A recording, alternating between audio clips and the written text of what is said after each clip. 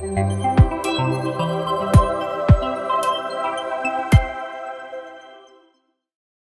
you ever imagined a country where you can get everything done so fast without any bureaucratic complication? Or have you ever imagined a country where the public servant serve us happily everywhere? I am sure not all of you have ever experienced it, but I am also sure that all of them can be achieved by implementing SDGs number 16, Peace, Justice, and Strong Institution. Hi, I am Novalan Ramadan, representing Universitas Negeri Surabaya for the selection of the Most Outstanding Student 2024. As an Indonesia citizen, we always hope for good governance system. Clearly, SDGs number 16 show us how good governance supposed to be. However, the status quo problem in institutions are a lot. First, look at how high the corruption rate in Indonesia. Let's see the data Corruption Perception Index from Transparency International Indonesia that show in the period from 2019 to 2023, the corruption index ranking has decreased.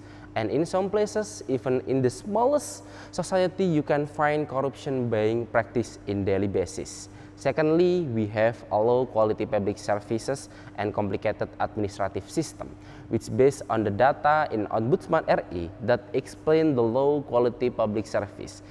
You ever find that even if digital system is already implemented, you still have to wait for so long only to get a single paper from your district office, right? And never forget that we are still lack of public participation in the policy making process. Perludem stating that public participation in policy making remains low.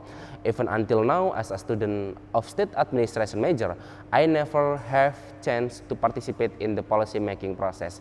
These problems are not supposed to be exist. Because good governance has 8 indicators, and surely we can achieve this by implementing that thing, and I will explain how to make it happen. The first indicator is participation. In good governance, public participation should be concerned because it is representing by the majority of society who need it. This is why we should include public voices by providing places for society to advocate their aspiration. Secondly, rule of law. Good governance requires fair legal framework enforced impartially. It also needs full protection human rights, especially for minorities. Impartial law enforcement relies on an independent judiciary and a neutral corruption-free policy force. Third, transparency means that the decision made and their enforcement adhere to established rules and regulation. It also involves the availability of information freely accessible to those affected by such decision and their enforcement. For responsiveness, it is important that institution and procedure exist to give all stakeholders with a reasonable time frame. 5. Consensus-oriented. Good governance requires reconciling diverse viewpoints to achieve consensus on what benefits the whole community. Next, equity and inclusiveness. A society prosperity relies on inclusivity where every member, especially vulnerable, has opportunities to improve their well-being and feels value.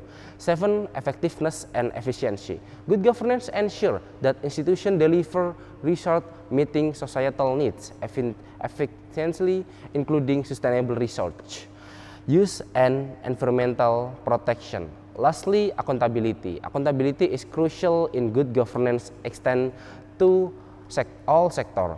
It relies on transparency, rule of law within organization answerable to those affected by their decision or action. I believe all indicators should be implemented in Indonesia. At the end, we know that all of the sector in our life strictly regulated by the government. Therefore, as a citizen, that is our obligation to keep eyes on government. At the same places, government must to provide welfareness all of us. As it states in SDGs number 16, Indonesia doesn't need strong men. Indonesia needs strong institution. That's all for me. Thank you very much.